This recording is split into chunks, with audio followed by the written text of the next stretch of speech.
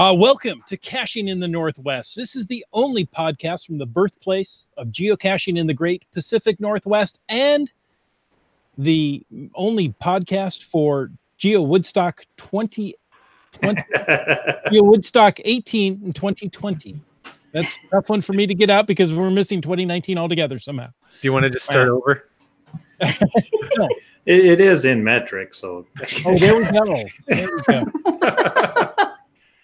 Each week, we're going to talk about caches and cachers from here and all around the globe. So while you're seeing how long you can hold on to that lit M80, we'll be caching in the Northwest.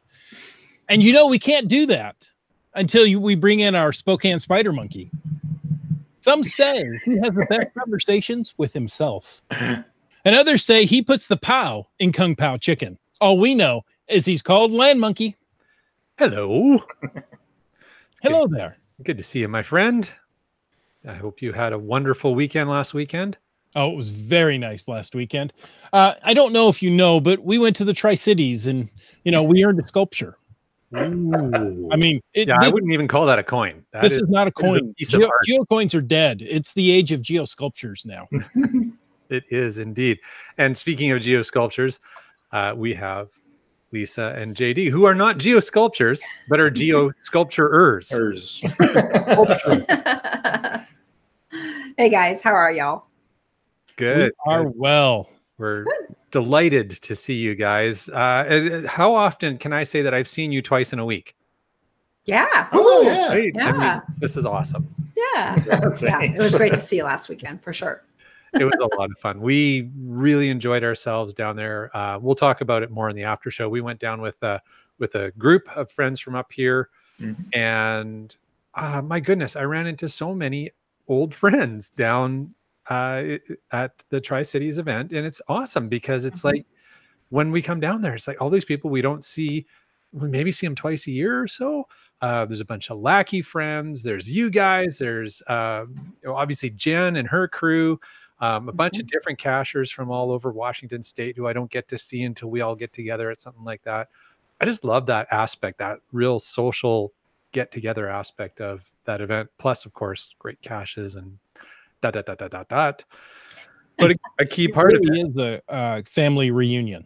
It really is. But a key part of it is of course, everybody loves the creative geocoins that you get every year. And this year was no exception. I think people were blown away by what Chris was showing us. So you guys had no small part in that. just a little part.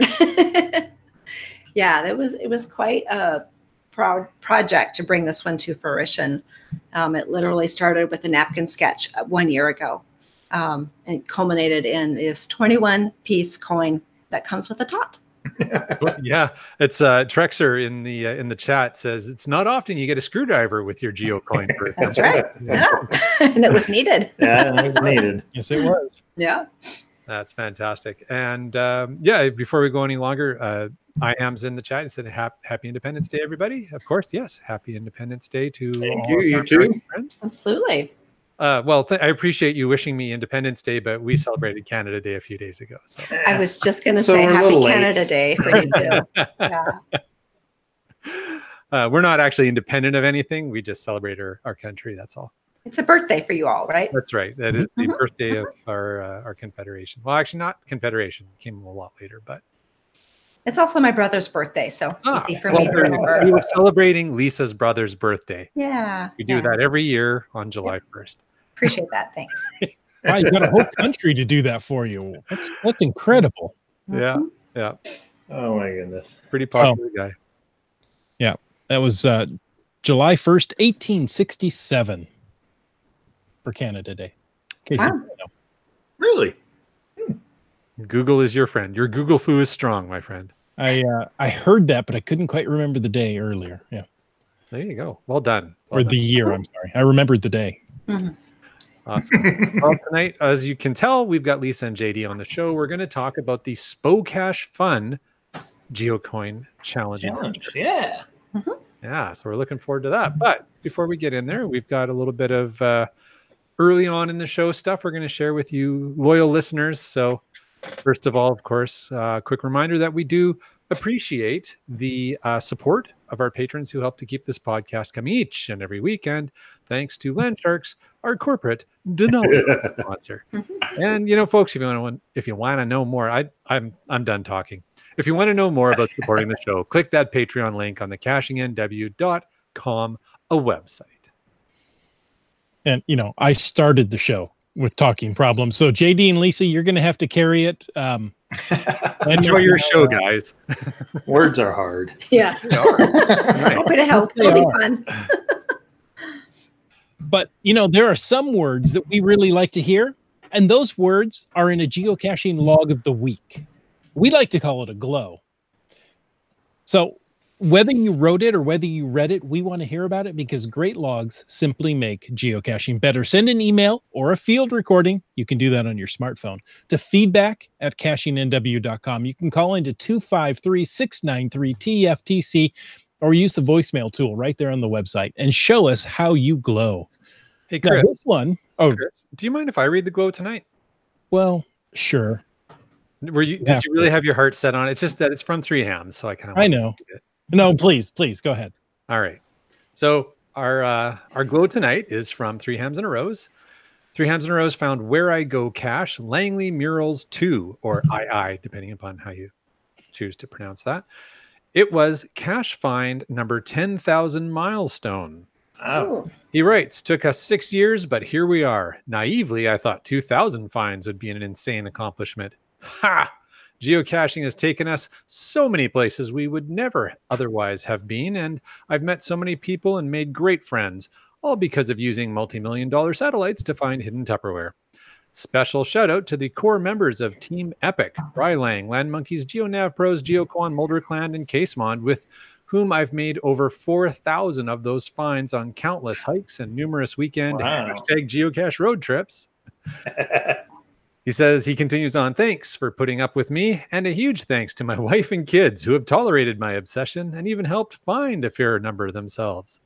Finally, thanks to CO Highway Guy for this Where I Go cache. Nice to be back in this area enjoying the murals.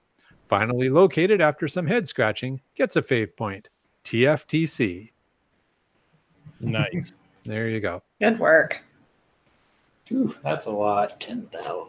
10,000. That's a big milestone. That is a celebratory occasion, to be sure. Without a doubt. So congrats, Three Hams and a Rose, on your 10,000 milestone and your soon pending 11,000 milestone. I'm sure he's nearly there already. I can vouch for the fact that he's nearly there already. Yes. Oh, wow. Oh, well. Tonight, we are going to talk about the SpoCache Fun Geocoin Challenge. Now, use the hashtag FUN if you want to ask any questions.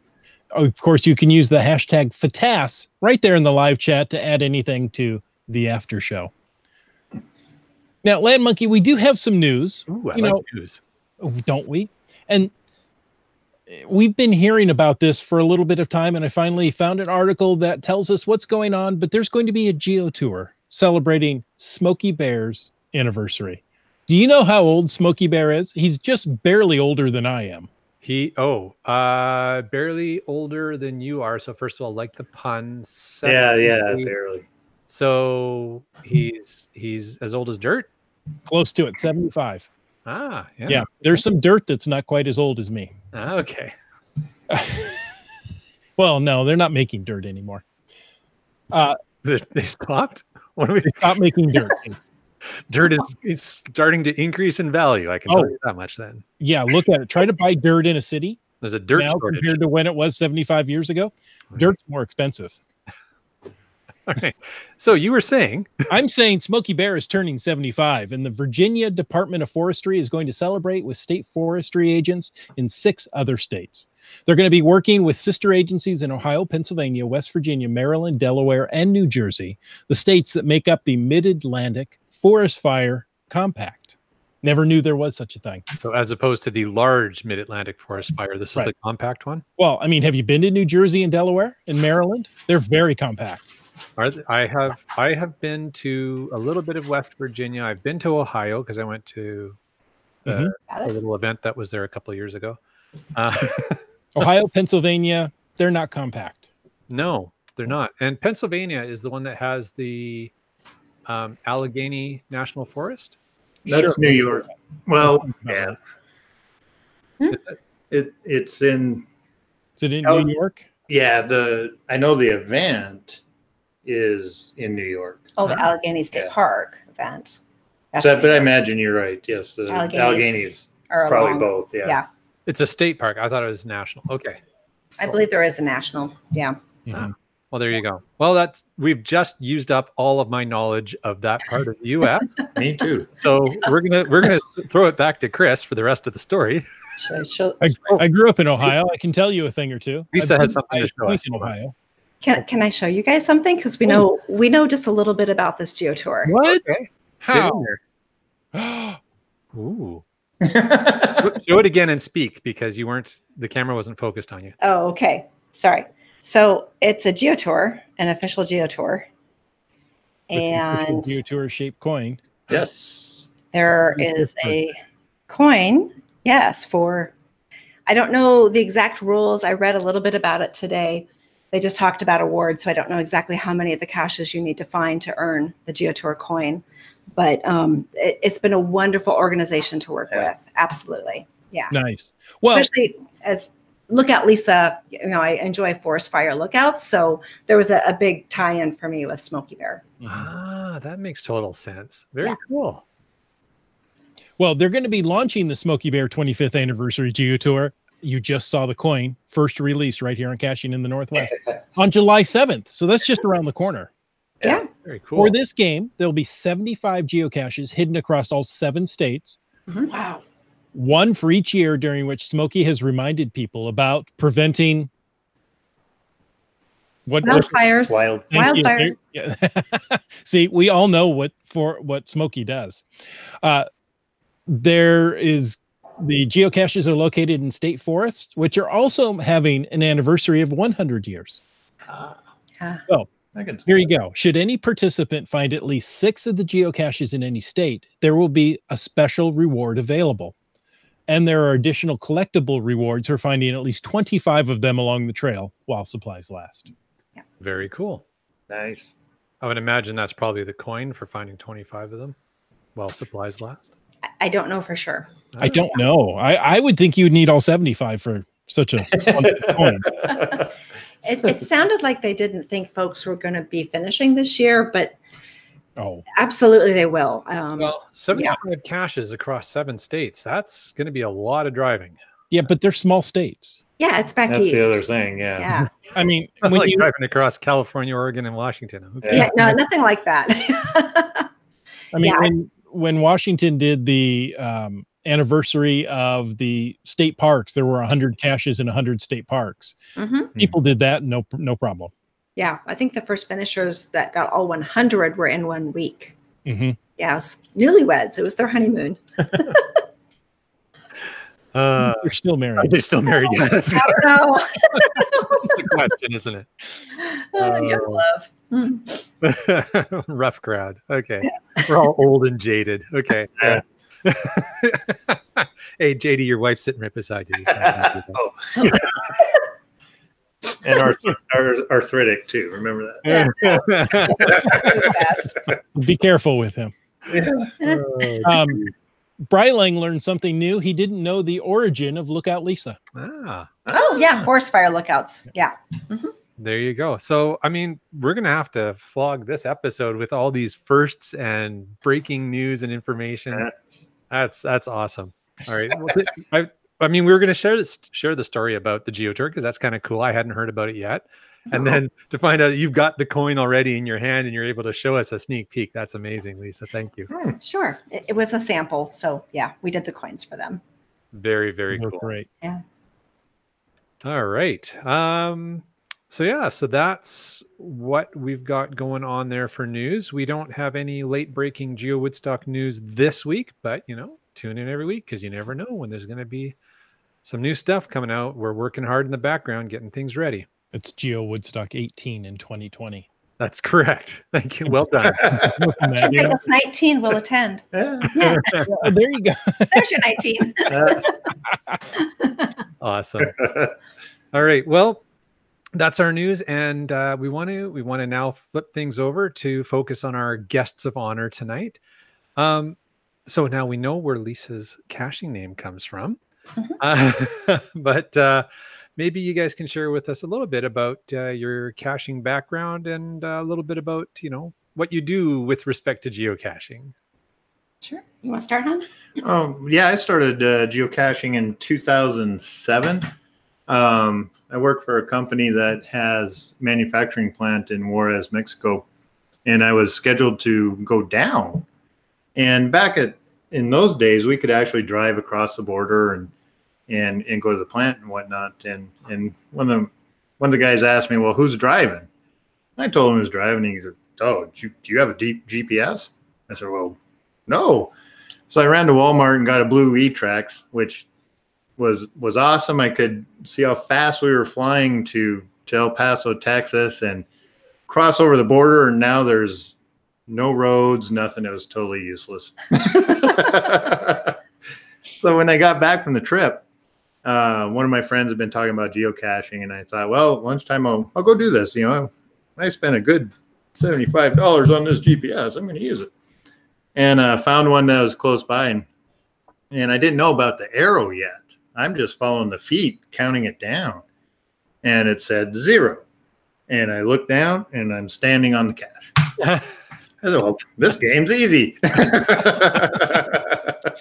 And that's how I got started. My first time working with Lisa was at the first Quad City cache machine, where it ended up at one of those drive-in burger joints. Yeah. And she'd set up her tent and booth, and I said, "Hey, I'll come help you." And she said, "Sure." So I step in the booth and I say, "Hey, everybody, 50% off." Boom. I was kicked out. Yeah, it's been all uphill ever since. Yeah. That's a great way to start, with the bar really, really low. Yeah. Nothing but go up.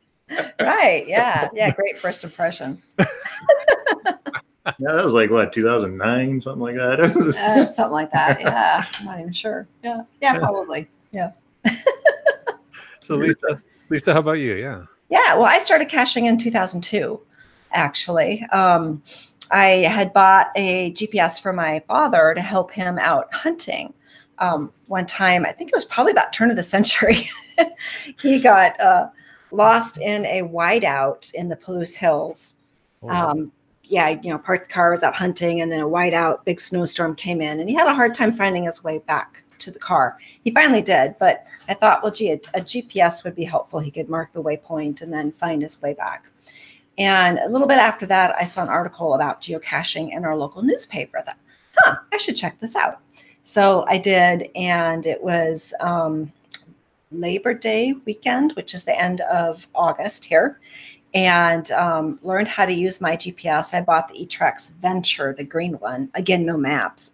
And found my first 500 caches with that. And then in 2005, when I'd finished at university with my master's degree, I thought, well, I'd like to go start a business. And I thought about starting one with geocaching. So my first product was actually Dr. B's Cache Repair Kit, because folks talked about what they had in their cache bag to do maintenance on geocaches. And at that point, it was really like a first aid kit for Tupperware. But we're now in our third iteration of the cache repair kit, and it's more of a maintenance kit that you would carry with you if you need to do maintenance on caches, because caching has really changed over the years. So, yeah, so that's my history. Very cool. I saw a comment from Keepers of the Cache Flow in the chat there, Lisa. Yeah. So, I have a book you may like. My great-grandfather wrote a book about his time working in fire lookouts in Alberta. Oh, yeah. Oh, I would love to hear more about that book. There you go. You guys will have to connect offline. And Yeah, we don't have the chat fired up. We'll have to get that connected so we can connect. All right. Well, I'm pretty sure Keepers of the Cache Flow can figure out how to connect with you, Lisa. Oh, perfect. Yeah. Send us the information. They're not entirely hidden on the internet. I'm just going to tell you that right now. Okay. I guess I'm not too. No, I love forest fire lookouts. I have quite a few caches at them in North Idaho, and I own the Idaho Forest Fire Lookout Challenge as well. Cool. Very cool. Yeah. Chris, do you want to pick things up from here? Love to. Now, we've heard that the next Spokane Geocoin Challenge is coming up very, very soon. Could you tell us a little bit about it and maybe when it starts? Yeah, tomorrow. Oh, that's very soon. Yes. Yeah. So our kickoff event is a scavenger hunt that we're doing. We're setting up just in a park just outside of a local farmers market in Spokane Valley. Now, it's not just your typical farmers market. They've got music, food trucks, beer garden. It's going to be, we've attended a couple of nights. Yeah. It's every Friday now. This is their first summer, but they're off to a great bang. So that's our kickoff. And then Saturday morning is when all of the caches will publish during our morning kickoff. And so our theme this year is fun. It's fantastic, unbelievable nonsense. Seems like an appropriate acronym. Yeah. Well, our last four or so geotours, geocoin challenges have all been very fact-based. And so historical. We're not we weren't necessarily hamstrung, but if somebody had a geocache where there was some history, well, we were pretty much toast. We had to do a puzzle or something to bring the attention to it. Mm-hmm. And so we decided we're just gonna have fun this time, just where everything's made up and the points don't matter. So. Unless the points are for your coin, and then they do. No, the points don't matter. Points don't matter. Keep that in mind. Yep. All right. So, okay. So this sounds, we're going to get into this a little bit more. All right. I got that. Yeah. All right. So, you were mentioning some of the previous geocoin challenges and prior to that, some geo tours that you guys had in Spokane. Laura and I have done a couple of them, really enjoyed it. We're looking forward to an opportunity to come back. Great. And have fun. Yeah. It sounds like a lot of fun. One of the things we really enjoyed is, JD, you were just sort of mentioning it, all the different places that we would be taken to and some of the cool things we would see and learn about Spokane, and quite well outside of the city of Spokane. Right. So maybe tell us a little bit about the areas people will be visiting to find the caches for the fun geocoin challenge. Okay, so we wanted to actually concentrate on one area of Spokane this time that we didn't necessarily have a lot in the previous geo tours or geocoin challenges. And so we stuck to the whimsical northwest side of Spokane. Mm-hmm. And so that's where the bulk of our finds or hides are. Mm-hmm. There are none south of I-90. Oh, so everything's north. Well, that's not quite true. The one at the cave, which is like 200 feet south of I-90. Yeah, there's that one. Yeah, okay, so I got an archive one here. Yeah. Oh. Hold on, let me change his coordinates. I'm not going to be wrong. I'm going to archive the cache. Okay, got it. So a new gadget cache is publishing at the Cache Cave on Saturday morning. Yeah. Okay. So. Yeah. So it's the end of the blue box. Yeah, that was sadly archived. Oh, yeah, we're looking for a new home for it. Looking for a new home for it. We have some leads, but we're looking for a new home. But it's an awesome decoration and a conversation point for the people that come into the store. Yeah, we still have it. It's in the store, but it's not an active cache anymore. Okay. Cool. But yeah, so we're focusing mostly on basically I-90 and the Spokane River are our south and west borders, and then up Pines Road to Mead area. Yeah, the Mead area. Mead area, yeah. So it's a much smaller area geographically, as opposed to last year where we really focused, much broader east and west and south into the more rural areas. Right. Yeah. And the fun part about this one was, we could just find a fun place that we wanted to bring people to and then make up a story about why we would bring you there.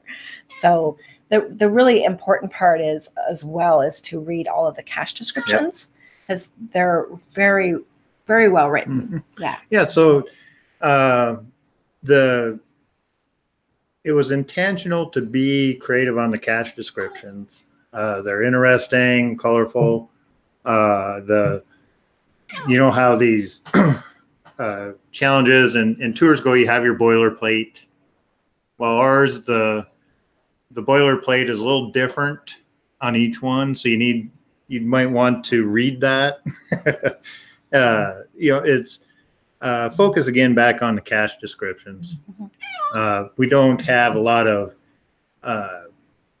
gadgety type caches this time, but they're for the most part a creative container to go along with the story. Yeah. Excellent.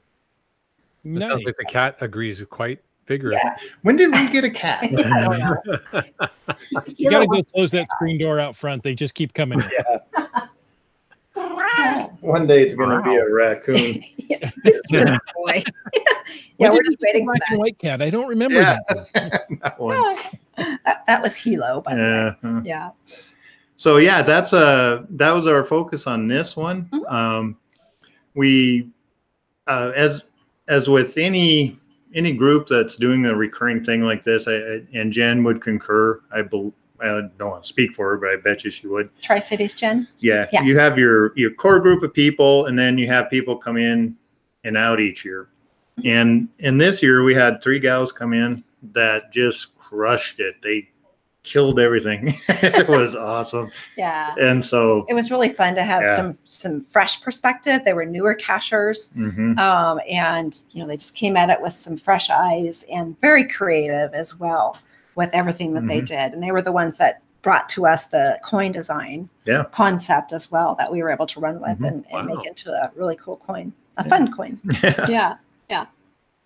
So yeah, overall, we've had an awesome group of volunteers. As any organizers know of putting on any sorts of events, it's the volunteers that make it happen. And we've had a definite core group that stuck with us all these years.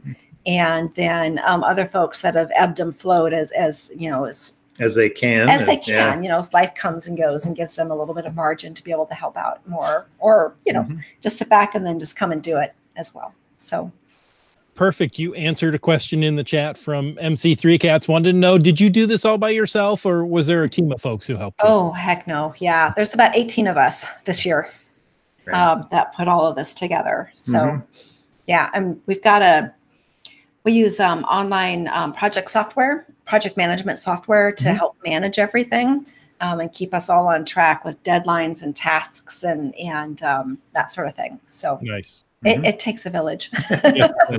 And thank you for putting the cat there in the video, because cat videos do so well on YouTube.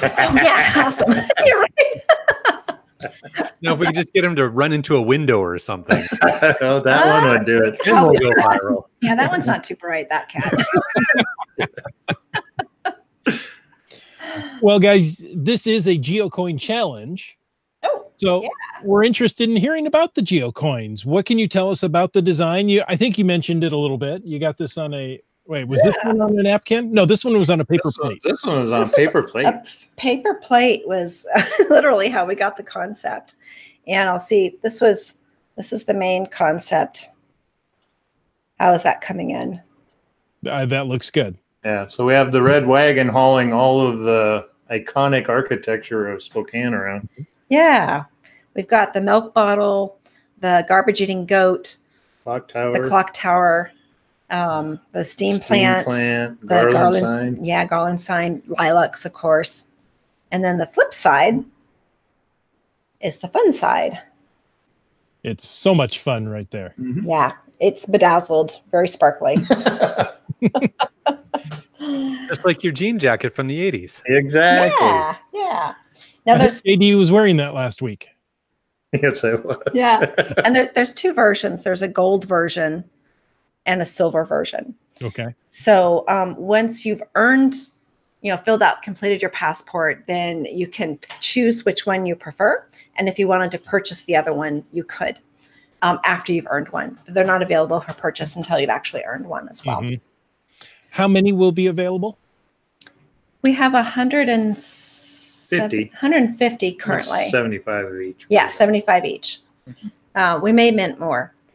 We had to mint more star coins, and those are still available as well. The star challenge is still active. Oh, And we have a lot of folks this week that have been completing it. I've handed out a good handful of coins, folks coming by the cave, turning them in.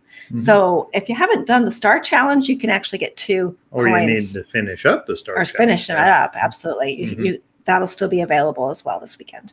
very cool. Yeah. Cool. So let's learn a little bit more about the caches themselves. Maybe you can share with us a little bit about what types of caches. Are they like gadgets or puzzles? There's been varieties in previous years. What should we be expecting to find? Maybe how many do we need to find when we come out to do this? Yeah, I think it's 34. Yeah, so 34. We have 38 proper and then a bonus cache, which is based off not the coin this time, but based off all the other write-ups is where you get your clues to find the bonus cache. Wait, is this the descriptions you say we should keep reading? Yeah. Yes. Oh, so there is a reason to read. Spoiler alert. Yep. Exactly. So we have a lot of traditional caches, a couple of mystery puzzle caches, and 1 or 2 multis as well. Okay. All the puzzles are solvable on site. Oh, like field puzzles. Yeah, basically, yeah. And so, nothing too difficult with the multis or the puzzles. We want people to find it. Yeah. We do, oh yeah. Ooh. Of course. Oh no, we changed. No, we don't want it. Make it hard. But that was the first year. Yeah, that was the first year. But so a lot of traditional. So the fun is going to be not only in the container, which again, not gadgety, but a fun container. Very few lock and locks under a tree covered by pine needles. But in the descriptions, like if you don't mind, I'll read one for you. Sure, go for it. This one is called Spokane Wins the Derby. And this is actually a true story, okay?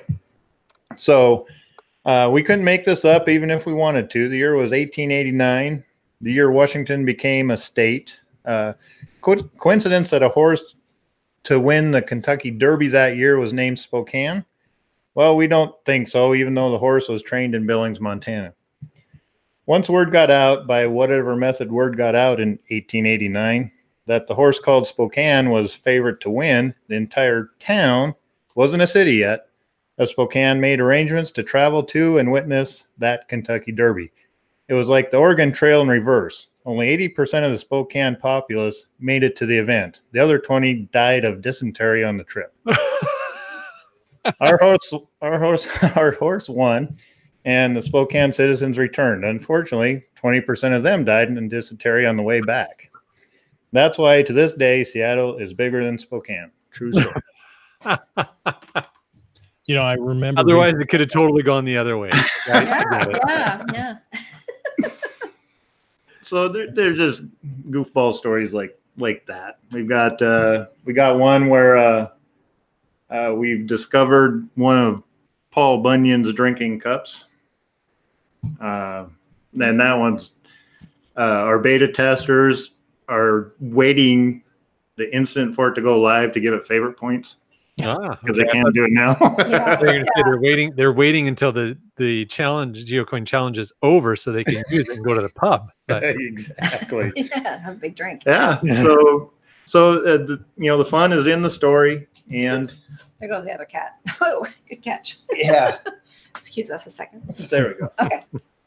Wrangling cats. Yeah. I tell you. There you go. Yes. There's a lot of things that are like wrangling cats. Yeah. Early podcasting is one of them. Yeah. And then so each write-up we have in the bottom boilerplate, we have an attempt at humor. Truth be told, it was me attempting this humor, so maybe one of them's funny. And then we have a cacher, a world famous cacher that you need to be on the lookout for while you're out there doing. Because if you see them, give yourself 5,000 points. Or if you are that world famous cacher, give yourself 5,000 points. And then look in the mirror, you get another 5,000, right? Yes. And so Yeah. and we leave a little space on the passport for you to total up all your points. And then each hide, you know, it's a crew of us, so we want to acknowledge the person who hid it. So we say this hide was hidden by the, you know, a unique adjective, and then the hider. Cacher. Well, these are the type of things you need to know to solve the bonus puzzle. Ah, okay. Yeah. So all the info is in the cache pages somewhere. Yeah. Yep. And to be fair, 38 caches, not every last one of them contains a clue to the pup, you know, but Some of them do. That would be silly. Yeah. It would be That's a silly to tell you which ones did, but Fair enough. but check out the puzzle. There you go. And check it out closely. Okay. You pretty much can't do much more other than give the answer at this point. So I think you've been quite generous. And 50% done for the evening. So guys, you guys have done a number of geocoin challenges, and I'm curious if there's things that you've learned from your experience that you'd be willing to share with our listeners if maybe they're considering doing a geocoin challenge. Yeah, absolutely. There's actually a lot that we've learned over the years, and we've mentored a lot of folks that have been putting on, you know, new geo chores, geo challenges, even including the Smoky Bear. I've had some long phone conversations with their main person, and you know, giving him some ideas and guidance and such. And I guess my number one tip really would be to think about, you know, when you want to launch, and you know, what's the best time of year for your area that you want to bring people to, and then work backwards from there. There's lots of things that have to be in place, and you need time to do all of that. And so in thinking about all of this last spring, I've been putting together an outline of a class actually on how to plan to put on a geo tour or geo trail or geo challenge. So be on the lookout for that. That's going to be a freebie that we're going to be offering out there. You know, what you need to know and to be thinking about to do that. And then that will lead into an actual much more in-depth course on how to plan, launch, and nurture a geo tour or a geo trail or geo challenge. So that's coming soon. Yeah, there's that. Cool. And what we did this year to mix it up is of the core people tended to have the same duties each tour or challenge every year. This person did the write-ups and submitting, and this person did the coin. This person did you know, the GSAC work, and so we like cross training. Okay, let's somebody else do something else, and then, okay, well I will do the write-ups and submitting, and we have honed a spreadsheet that you can use as a tracker. You know, the idea, yes, it's written up, yes, hidden, no, reviewed, no, proofread, no, and as things happen, those checklists change. Yeah, and it's a Google Doc, so it's shareable and viewable by everybody in our team. Right. And that template, we're going to be sharing a template within our course for other folks that are planning to put one of these on. So it's been invaluable. And every year we add to it. We're like, oh, wait, we need one more column. You know, has this been beta tested or, you know, yes, no. And so it's a fantastic document to help keep all of us on track for planning one of these things. Yeah. Cool. And so, yeah, it's people who did different duties learned a lot of different things. You know, things that we don't, especially the newbies, didn't take into account. When you do a submission, you need to then describe your hide, do a reviewer note, describe the hide, the container, and the conditions, and then we'd have to remind them, and also make sure that you say it contains a logbook. Because if you don't, it gets kicked back. Yeah. Yeah. Yeah. It's interesting, you know, when you're just hiding one-off caches, it's a very different sort of process working with a reviewer to hide that cache and get it submitted and reviewed and all of that, as opposed to an entire grouping of caches that you need published at a certain time. It's a higher level of hoops that you have to jump through, really, to make it all happen. And so, yeah, it was surprising for our newer cachers, but they are on fire, and they've hidden a lot of their own new personal caches as well, since we've been able to mentor them through how to hide a cache. Awesome. That's interesting, because you don't think about that. You think, well, it's just like me hiding a cache, but multiplied times 38. So obviously it's very simple. I just have to. And by the way, I want them all launched at this particular minute. Right. Yeah. Yeah. And so, yeah, it's interesting working with the reviewer. We only had one geocache that was questioned greatly, and that was our night cache that's involved as part of the Friday night kickoff.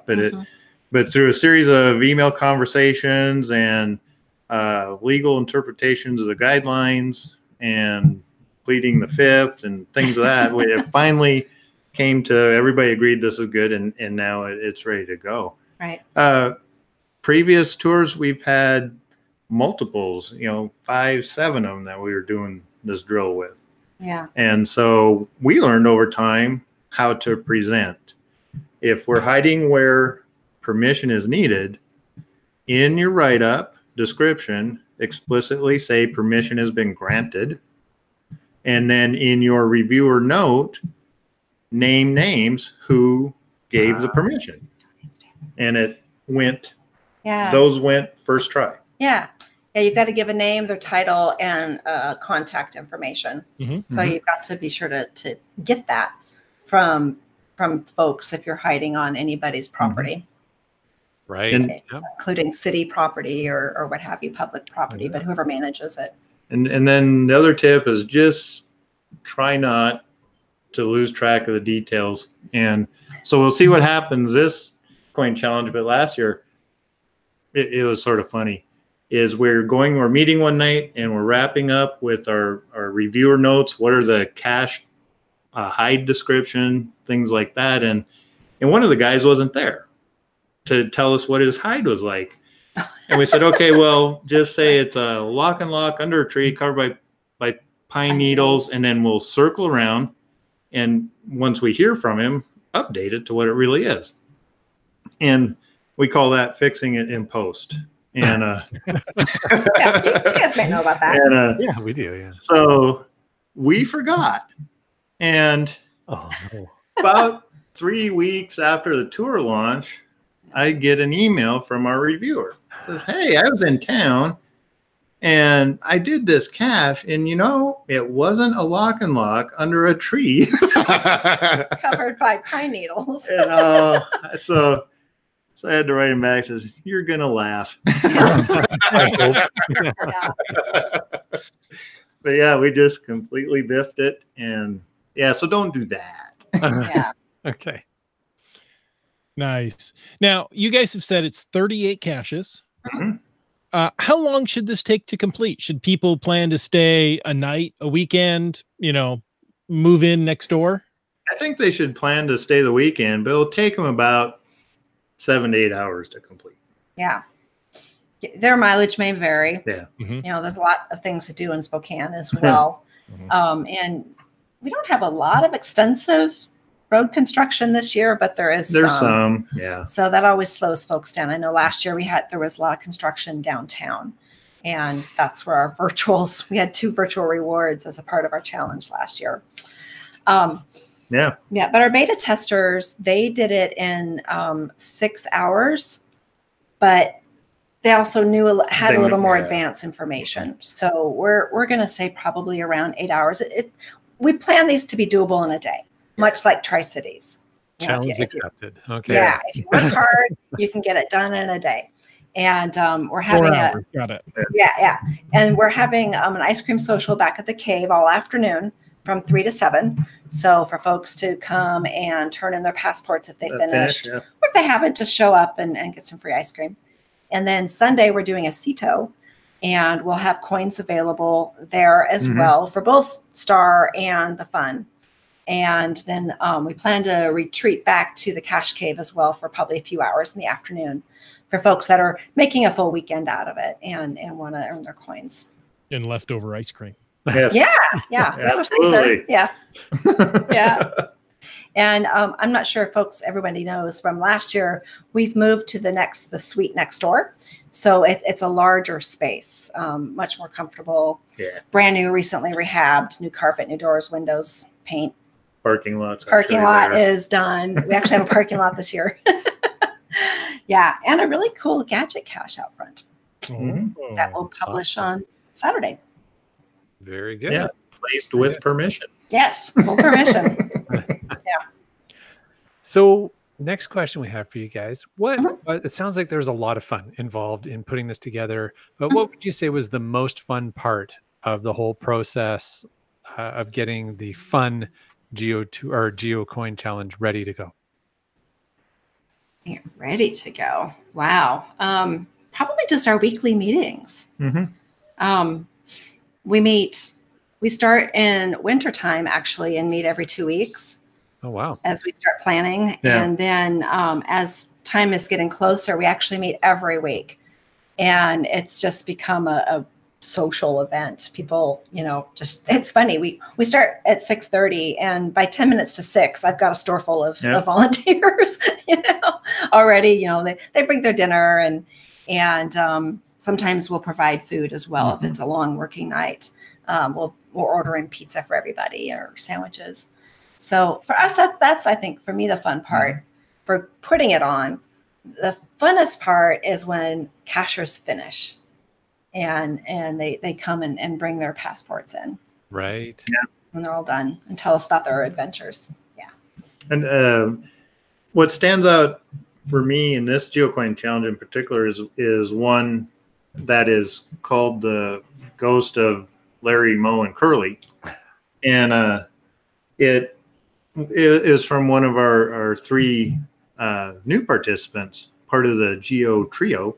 Yeah. And so it's a puzzle that you solve to get to the first coordinate, which then acts like a multi, gives you the next one and the next one. And it just wasn't working. People couldn't figure out what the puzzle is for. And so a group of us just worked on it that night and got some good bones on it. And, and so cat, ghost of cat. And so then we, worked on it some more, got the puzzle working, got everything going. And it turned out well because now you solve to find the Larry coordinate. You go find him, he'll rat out Moe, and Moe rats out Curly. Okay. And it worked out I thought it was very fun and very nice. And it's good teamwork. Yeah. And it's probably one of my favorites of the whole, the whole tour. Sounds like it was put together by a real wise guy. Yeah, exactly. And then I was shocked to learn that the Spokane International Museum of Art and Science has a Three Stooges wing. So who knew? Well, the Three Stooges started out in Spokane. I'm sure you found this in your research. Yeah, well, if you can make it there, you can make it anywhere, right? How do you get to Spokane? Practice. Yeah. And no dysentery. I'm not gonna make it with dysentery. Oh, that's funny. Now, if people want to go to this, want to find out more, want to find out what they should do, where online can they go find this information? 2 great places, actually 3, but SpoCache.com. That's SpoCache.com. Oops, hang on. Yeah. There we go. And then we have a Facebook page as well. And so just look for SpoCache on Facebook. We were originally a Spokane Geo Tour, but now that we're not a Geo Tour anymore, we've we switched and relaunched and rebranded as SpoCache.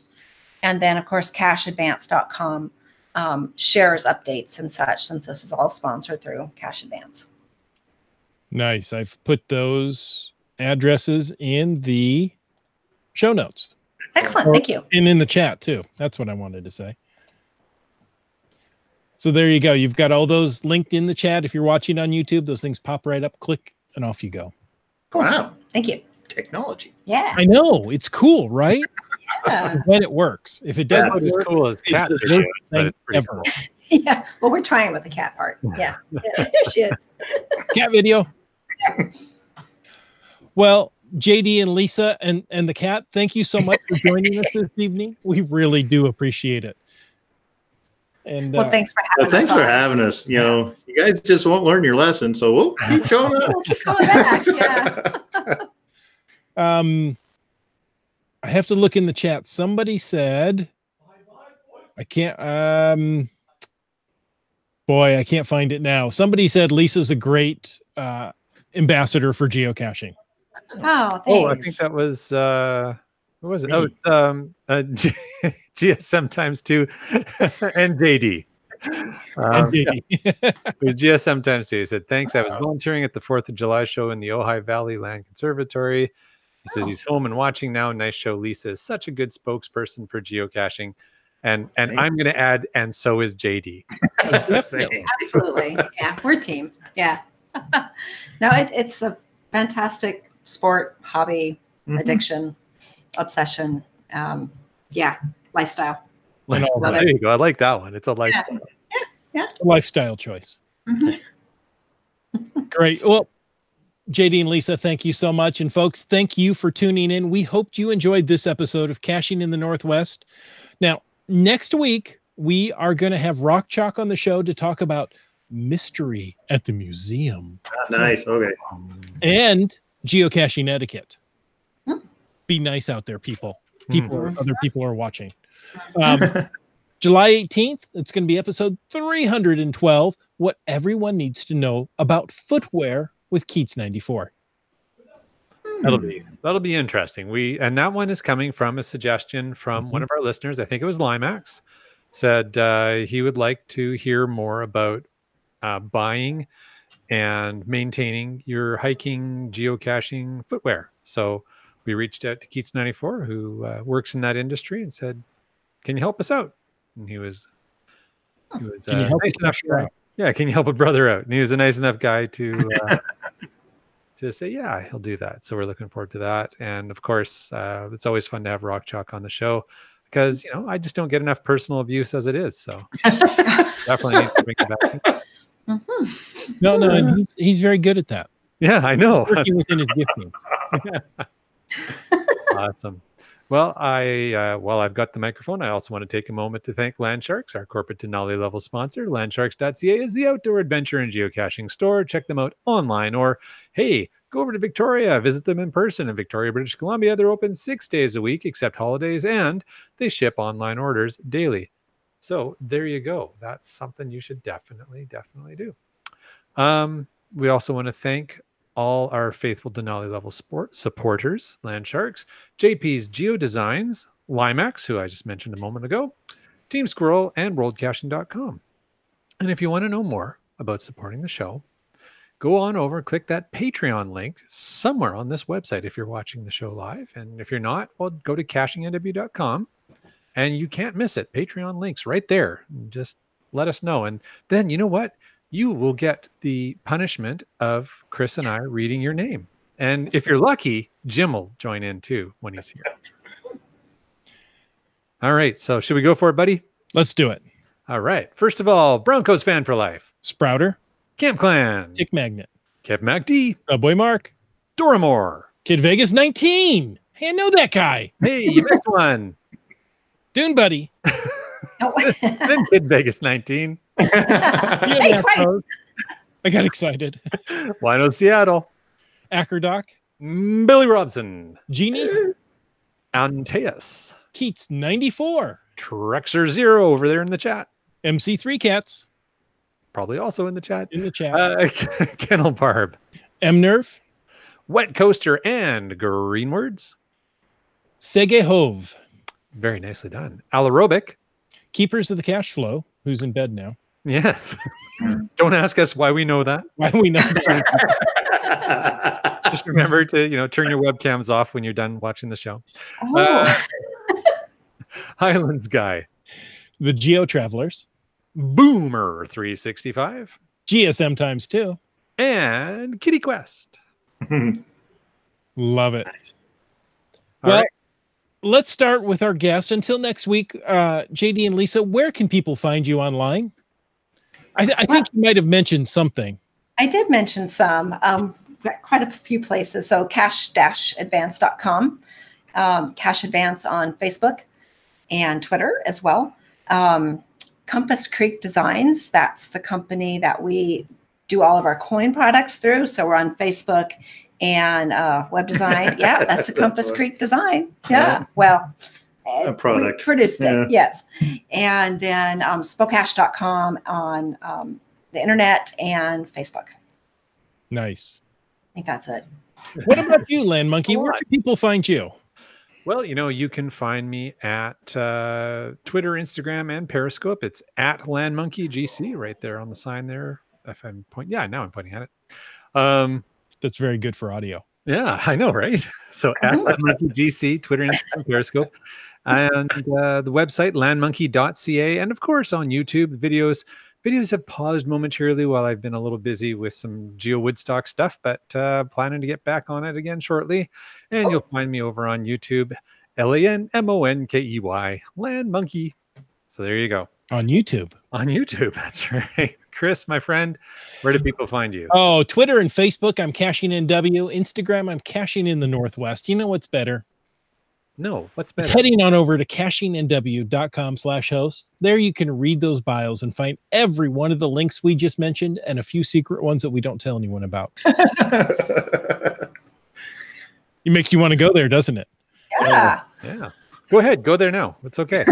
Bye. Hey, folks, thank you for taking the time to listen to this episode of the Caching in the Northwest. Don't forget that you can be part of the show. Call into 253-693-TFTC. Leave us a comment, ask us a question, offer to catch a bottle rocket any time of the day or night. And of course, you can email us at feedback@cachingnw.com. Your support helps keep quality shows coming. So if you like this show, click the Patreon link on the cachingnw.com website and subscribe on iTunes, Google Play, Stitcher, and more. Give us a thumbs up or a review. The show's produced by Chris Umfenauer, Jim Paulwitz, and Jay Kennedy. The show's licensed under a Creative Commons Attribution 3.0 license, copyright 2019 by Chris Umfenauer. And folks, we ask you to stay tuned for the after show. There he is. See, he's really here. Awesome. All right. So we've already got a few after show. Yeah. I hear booms out in the distance here. So fireworks. So about the Patreon thing, I just want everybody to know, if I can do it, you can do it. That's how easy it is. So do it. Thanks, JD. We appreciate that. JD, we're going to have you on each and every week. Or we'll just play back that audio clip. Oh, yeah, there you go. If I can do it, you can do it. There you go. Brian Lang wants to know how many bottle rockets I have caught, and can we see all your fingers? Well, we got this hand here that's really good, and we don't talk about the other one. Like radar. Huh? Yeah, like radar. Nice. There's a little bit of TV trivia. Yeah. Oh my goodness. That is definitely good after show content. Happy to help. Oh, let's see. Keepers of the Cash Flow used the hashtag FATAS. That's for the Nice. Our first path tag is up for trades. Limited quantity number 44450. Designed by SpoCache. Very nice. Cool. That's I met Keepers of the Cash Flow, SpoCache, and the whole, well, not the whole family, just the parents. The kids all had to stay home down in Texas. I came down there for Geo Woodstock 17, so that was kind of neat to meet them in person, even though they're only one province over. But as you said before, they're big states and provinces here on the west. So. Right? Yeah. Yeah. It's funny. There's some semi-local cachers that we only ever see at megas halfway across the country. Yeah. You know, don't you like live just the next town over? Exactly. Yeah. Mhm. We had another. Oh, sorry. Go ahead. No, go ahead. I was saying we had another hashtag FATAS from Keepers of the Cash Flow who were sharing a cool piece of news. They're hosting the hashtag US Geocaching Hour on Monday, the 8th of July. So Mm. go on over and say hi on the Twitters. I every once in a while try and participate in that, even though it is usually at my dinner time. So Well, and it's, it's another thing that's US only. So you're not allowed. actually, well, Keepers of the Cash Flow are Canadian and they're hosting. So neener. That's true. You Yeah. weren't supposed to see that right away. It's been too long. I used to participate in that a little more actively, but yeah, it's time to pop in again. Yeah, it's fun. Mhm. It's a It good- goes really fast for me. It goes really fast, but it's a great bunch of people interacting in a really constructive, positive way on the social internets. I mean, you Absolutely. can't ask for more than that. That doesn't happen that often. No. Yeah, It is a yeah. good one. I usually respond by Tuesday or Wednesday. Yeah. But you know what? Seriously, though, that's the beauty of it is that you can and respond a day later and it'll still come up in people's Twitter feeds. And it's like, oh Mhm. yeah, cool. That's true. Yeah. Yeah, I use Hootsuite and I have a column just for that chat. That's a good idea. Yeah, so try to keep track of it as long as people use the hashtag. Yeah, that helps. Yeah. Yeah, I always forget. So yeah, I know how easy it is to Many forget. of us do. Yes. Mhm. And it's really a bummer when you write something really witty and then you forgot. Right? I know. You gotta copy Lost paste. to the internet. Yeah. Oh, the internet. Chris, you have any more hashtag FATAS? We do from Keats94. This is I'm on a bit of backlog editing my geocaching videos, but stay tuned for an episode from Okanagan Falls. Epic scenery in that part of British Columbia. Ah, yes. Another beautiful part of our province up here. Absolutely. Wow. Cool. We had a hashtag FATAS from Highlands Guy. I think this is probably for our guest next week, but he says, if I find the stolen jewels next week, do I have to return them to the museum? Souvenir or jewels, which is more valuable? So there you go. I guess we'll find out next week. Yeah. Both priceless. Mm-hmm. Yeah, there's some interesting things on the FAQ about that. About you have to find the clues in order. So I did some math, and it seems like the detective clue is 1 geocache find. Okay. The evidence clues, there are 3 evidence clues and 6 geocache finds. So 2 evidence clues. Two geocache finds per evidence. Oh, okay. Gotcha. Yeah. And there are 5 jewels and 15 geocache finds. So 3 geocache finds per jewel. It'd be Okay. So that's not too bad. working out the math in my head on that one. But then is it like a puzzle once you have all those? Well, somehow you're going to find the combination for the vault in all that. Oh, so it's like playing Clue. A bit. Yeah. Speaking of which, I've got to come down and do that new Clue series in Tacoma sometime. That sounds like fun. Fantabulous. You can do it easily in a day, even if you twist your ankle. Wow. Oh, jeez. Oh no. Yeah. The voice of experience. Yes. Yeah. Excellent. Well, I think we've just about run out. I've got speaking of Canadian content, we have a Land Sharks comment in the chat saying we should have a Canadian takeover of the hashtag US Geocaching Hour. I think that's probably going to happen soon. I have to call it the North American Geocaching Hour. Yeah, there we go. There you go. Very good. Remember, it's in metric, so an hour is what? An hour in It's 10 like minutes? 6 days for us. No, it goes the other way. Oh, yeah, okay. Smarty pants. That was good to see Helen and Chris this weekend. Yeah. So Yeah. hi. I only saw Chris. I never saw Helen. She Oh, yeah? didn't. Yeah, She women was fast. hide from me. It's common. I mean, It's complicated. There's a long backstory there, I'm sure. Story. Yeah, no, that was good. I don't think they had planned too far ahead about that. We had talked about the event and I think it was their first time down.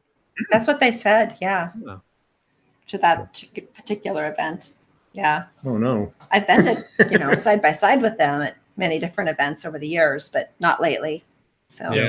And the Tri-Cities in Victoria is almost identical. So yeah, it's the same. Why would you need to travel? Yeah. Right. Yeah. Yeah. Huh. Something like that. Yeah. Oh, Victoria is beautiful. I'm looking forward to getting back up that way. Yeah. Well, definitely when you come up to Abbotsford next August, you can make a little detour trip over the ferries and Absolutely. Yeah. Yeah. I don't think you've been yet, have you? Where? Victoria? Well, Island? not in a geocaching way. Okay. Yeah. Before caching. Wow. Yeah. Wow. Yeah, I know. There was a life before geocaching. Really? Huh. I seem to remember something about that. It certainly has changed since. Oh, Land Monkey, we have to be careful. The people in the chat are starting to put things together. uh-oh. Yeah, I twisted my ankle. You've twisted your knee. And Wits End needs to be careful. He's the only uninjured host left. Oh, no. As far as we know, we don't know how his evening went tonight. That's right. Yeah. Where is he tonight? He is actually working tonight. Yes. So he's a busy fellow. He is a busy fellow. Well, and with that, do we want to wrap up the show? I think we should. Folks, thank you so much for watching tonight. We hope you're enjoying the 4th of July like we're going to go do right now. And until then, get out and get caching in the Northwest.